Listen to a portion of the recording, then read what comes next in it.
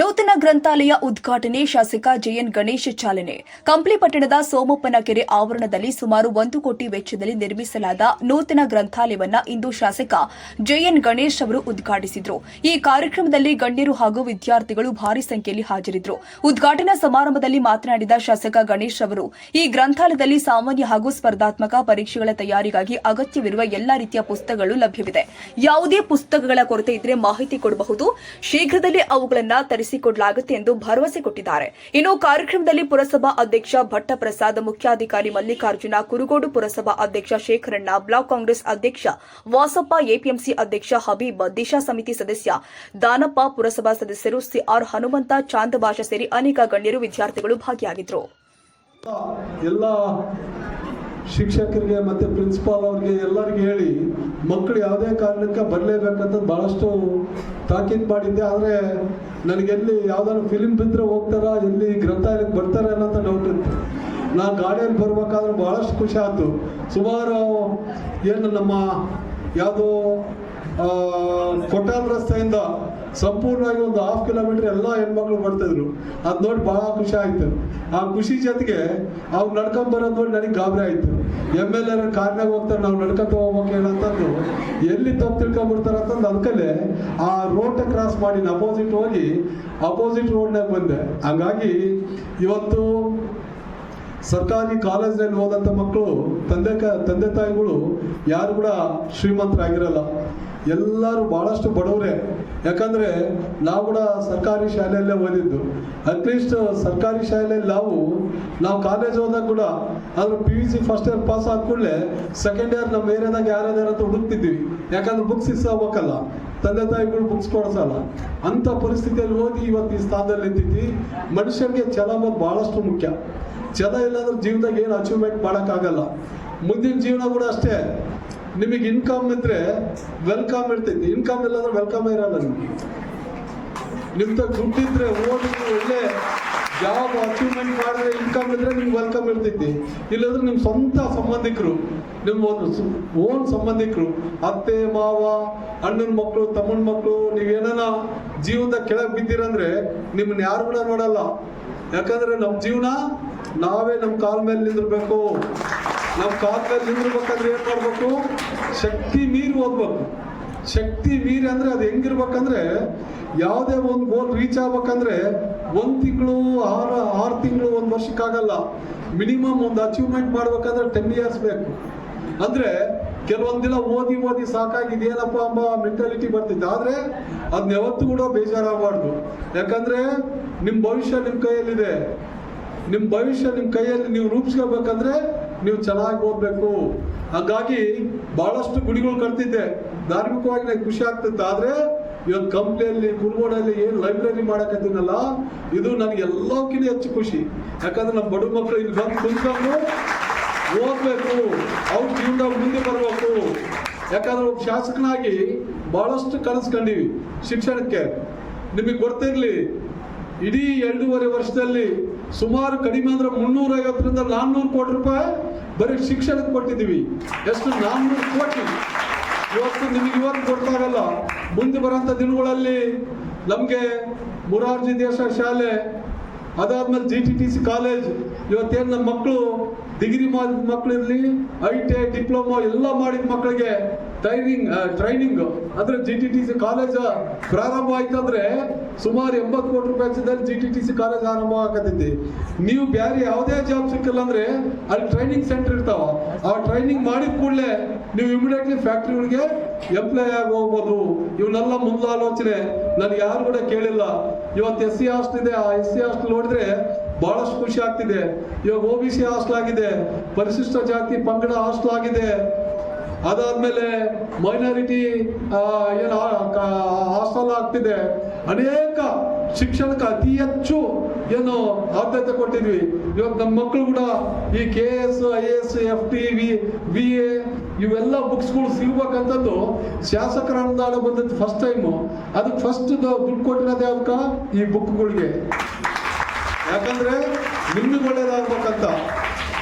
ಯಾಕಂದ್ರೆ ನಮ್ಮ ಪ್ರತಿ ಕಂಪ್ಲಿ ವಿಧಾನಸಭಾ ಕ್ಷೇತ್ರದ ನಮ್ಮ ಹೆಣ್ಮಕ್ಳು ಇರಲಿ, ನಮ್ಮ ಹುಡುಗರು ಇರಲಿ, ಜೀವನದಾಗ ತಲೆ ತಗ್ಸ್ಬಾರ್ದು, ತಲೆ ಎತ್ತಿ ನಿಂದಿರ್ಬೇಕಂಬುದು ಆಸೆ ಪರ್ಸನಲ್ ಆಗಿ. ಇವತ್ತು ನಮ್ಮ ಮಕ್ಕಳಿಗೆ ಎಷ್ಟು ಆದ್ಯತೆ ಕೊಡ್ತೀವಿ ಅಷ್ಟು ಆದ್ಯತೆ ನನ್ನ ಕ್ಷೇತ್ರದ ಮಕ್ಕಳಿಗೆ ನಾವು ಆದ್ಯತೆ ಕೊಡ್ತೀವಿ. ಬಹಳಷ್ಟು ನೋವಾಗ್ತಿದೆ. ಇಂಜಿನಿಯರಿಂಗ್ ಮಾಡ್ತಿರ್ತಾರ, ಮೆಡಿಕಲ್ ಮಾಡ್ತಿರ್ತಾರ, ಅನೇಕ ಏನು ಒಳ್ಳೊಳ್ಳೆ ಸೀಟ್ ಸಿಕ್ಕಿರ್ತಾವ, ಅವ್ರ ತಂದೆ ತಾಯಿ ಕೈಲಿ ಫೀಸ್ ಕಟ್ಟಕ್ಕಾಗಲ್ಲ. ವೈಯಕ್ತಿಕವಾಗಿ ಅಂತ ಮಕ್ಕಳು ಬಹಳಷ್ಟು ಬರ್ತಾರ. ಅದರಲ್ಲಿ ಬಡತನದಲ್ಲಿ ಯಾರಿದ್ದಾರೆ ಇವತ್ತು ಅನೇಕ ಸಹಾಯಗಳು ಇಡೀ ಕ್ಷೇತ್ರದಲ್ಲಿ ಮಾಡ್ತಿದ್ವಿ. ವಿದ್ಯಾಭ್ಯಾಸಕ್ಕೆ ಫಸ್ಟ್ನೇ ಆದ್ಯತೆ ಕೊಡಕತ್ತೀವಿ. ಹಂಗಾಗಿ ನೀವೆಲ್ಲ ಚೆನ್ನಾಗಿರ್ಬೇಕು, ಸಂತೋಷವಾಗಿರ್ಬೇಕು, ಖುಷಿಯಾಗಿರ್ಬೇಕು. ಯಾವುದೇ ಕಾರಣಕ್ಕೆ ತಾಳ್ಮೆ ಎಂಬುದು ಬಹಳಷ್ಟು ಮುಖ್ಯ. ಆ ತಾಳ್ಮೆ ಮಾತ್ರ ಕಳ್ಕೋಬಾರ್ದು. ಯಾವತ್ತೂ ಕೂಡ ಒಬ್ರು ನೋಡಿ ಅಸಹಾಯ ಪಡೋದು, ಒಬ್ರು ನೋಡಿ ನಗೋದು, ಇವೆಲ್ಲ ಚಾಳಿಗಳು ಯಾವುದೇ ಇರಬಾರ್ದು. ನಮ್ಮ ಕೈಲಾದಂಥ ಸಹಾಯ ಇದ್ರೆ ಅವ್ರಿಗೆ ಹೆಲ್ಪ್ ಆಗ್ತಿತ್ತಂದ್ರೆ, ಒಬ್ರಿಗೆ ಒಳ್ಳೇದಾಗ್ತಿತ್ತಂದ್ರೆ ನಮಗೆ ಕೆಟ್ಟದಾದ್ರೂ ಕೂಡ ಇನ್ನೊಬ್ರಿಗೆ ಒಳ್ಳೇದಾಗ್ತಿತ್ತಂದ್ರೆ ಅವ್ರಿಗೆ ಒಳ್ಳೇದಾಗಂತ ಬಯಸ್ಬೇಕು. ಕೆಟ್ಟದ್ ಮಾತ್ರ ಜೀವನದಲ್ಲಿ ಯಾವತ್ತೂ ಕಲಿಬಾರ್ದು. ನಿಮ್ಮ ತಲೆ ಕೆಟ್ಟ ಥಾಟ್ಸ್ ಏನೈತಲ್ಲ, ಆ ಥಾಟ್ಸೇ ಬರಬಾರ್ದು. ನೀವು ಓದ್ಬೇಕು.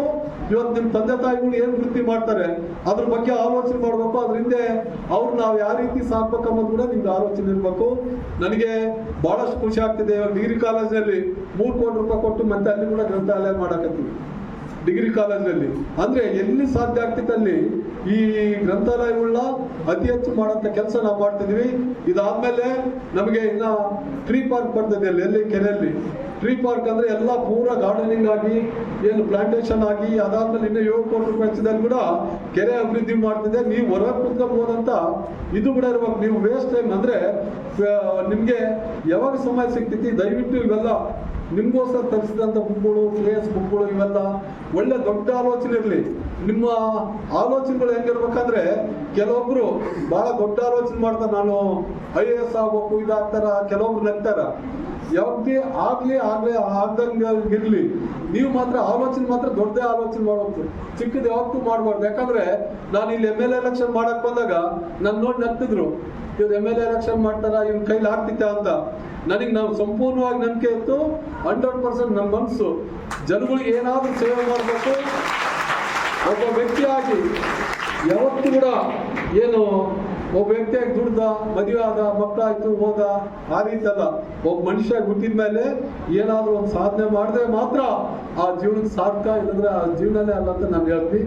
ಹಾಗಾಗಿ ಇವತ್ತು ಬಹಳಷ್ಟು ನಂಬಿಕೆ ಇದೆ. ನಮ್ಮ ತಂದೆ ತಾಯಿಗಳು ಎಷ್ಟೇ ಕಷ್ಟ ಆದ್ರೂ ಕೂಡ ಅವ್ರು ಉಪವಾಸ ಇದ್ರು ಕೂಡ ನಮ್ಮ ಮಕ್ಕಳು ಕೂಡ ಸಮಾಜದಲ್ಲಿ ಮುಂದೆ ಬರ್ಬೇಕು. ಸಮಾಜದಲ್ಲಿ ನಮ್ಮ ಮಕ್ಕಳು ಕೂಡ 4 ಜನ ಇದ್ದಂಗೆ ಇರ್ಬೇಕಂಬ ಏನು ಆಲೋಚನೆ ಇರ್ತಾವ, ಆ ಆಲೋಚನೆ ತಕ್ಕಂತ ನಾವೆಲ್ಲ ಒಳ್ಳೆ ಶಿಕ್ಷಣ ಪಡೆದ ಅಂತ ಹೇಳ್ತೀವಿ. ಯಾವುದೇ ಇನ್ನು ಅನೇಕ ಜನ ಮಕ್ಕಳು ಬೇರೆ ಬೇರೆ ಬುಕ್ಸ್ಗಳು ಇದು ಕೊಟ್ಟಿದ್ದಾರೆ, ಲೀಸ್ಟ್ ಕೊಟ್ಟಾರ. ಅಂದ್ರೆ ಬಹಳಷ್ಟು ದೊಡ್ಡ ಲಿಸ್ಟ್ ಇದೆ. ಇವೆಷ್ಟೇ ಇನ್ನೂ ದೊಡ್ಡ ಲಿಸ್ಟ್ ಇದ್ರು ಕೂಡ ಇವೆಲ್ಲ ಬುಕ್ಗಳು ಕೂಡ ಆದಷ್ಟು ಬೇಗ ಈ ಲೈಬ್ರರಿಯಲ್ಲಿ ಇರ್ತಾವಂತ ನಾನು ಹೇಳಕ್ ಇಷ್ಟಪಡ್ತೀನಿ.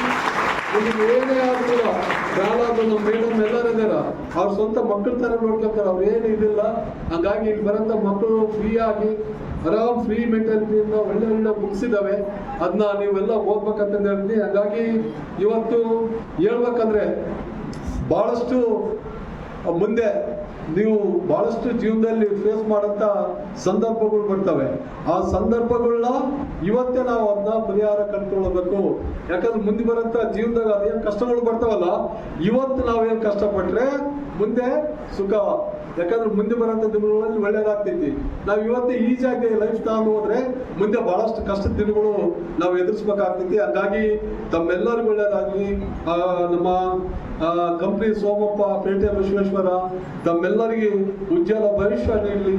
ಇದೇ ರೀತಿ ಖುಷಿ, ನೆಮ್ಮದಿ, ಶಾಂತಿ, ಆರೋಗ್ಯ, ಐಶ್ವರ್ಯ ಎಲ್ಲ ಕೊಟ್ಟು ನಮ್ಮ ಮಕ್ಕಳಿಗೆ ಕಾಪಾಡಲಂತ ವೈಯಕ್ತಿಕವಾಗಿ ನಾನು ಕೇಳ್ಕೊಂಬಿ. ಯಾಕಂದ್ರೆ ಯಾವುದೋ ಚುನಾವಣೆ, ರಾಜಕೀಯ, ಮತ್ತೊಂದು ಇದು ಯಾವ್ದು ಕೂಡ ನಮ್ಮ ಮನಸ್ಸಿನಾಗೆಲ್ಲ ಪೂರಾ ಫಿಲ್ಟರ್ ಇರೋದು.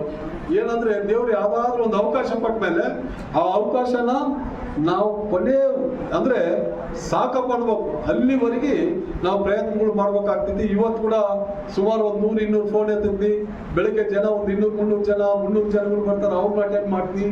ಅದಾದ್ಮೇಲೆ ಡೆವಲಪ್ಮೆಂಟು ಬಹಳಷ್ಟು. ಅಂದ್ರೆ MLA ಅಂದ್ರೆ ಫ್ರೀ ಆಗಿರಲ್ಲ, ಅದ್ರ ಕಷ್ಟ ದಿನ ಬೆಳಗ್ಗೆ ಯಾಕೆ ಆಗ್ತಿತ್ತಂತಂದು. ಯಾಕಂದ್ರೆ ದೇವ್ರ ಅವಕಾಶ ಕೊಟ್ಟಲ್ಲ. ನಮ್ಗೆ ಆಗಿಲ್ಲ ಅಂದ್ರೆ ನಾವು ಬಿಟ್ಟೋಗಿಬಿಡೋ. ನಮ್ಗೆ ಕೈಲಿ ಎಷ್ಟುವರೆಗೆ ಆಗ್ತಿತ್ತು ಅಲ್ಲಿವರೆಗೆ ನಾವು ಕೆಲಸ ಮಾಡಿ ತೋರಿಸ್ಬೇಕಾಗ್ತದೆ. ಇಲ್ಲ ಕಂಪ್ನಿ ಬಹಳಷ್ಟು ಬದಲಾವಣೆ ಆಗ್ತಿತ್ತು, ಇವಾಗ ಗೊತ್ತಾಗಲ್ಲ.